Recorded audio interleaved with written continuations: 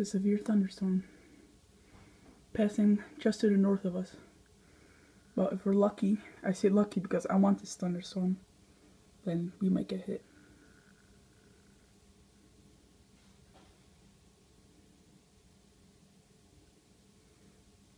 About 30 minutes ago, it was still sunny.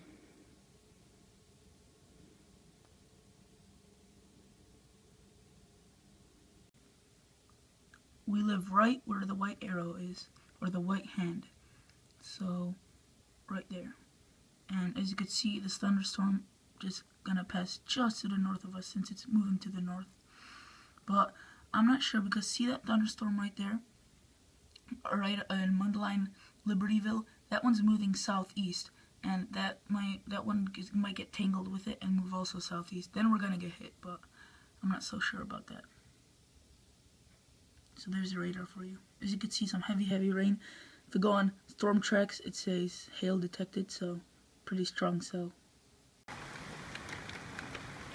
It initially did miss us, but then a small thunderstorm developed after it and that hit us. So you can see the sun's coming out already, but it's still raining. So the initial thunderstorm passed to the west of us. To the east, I mean.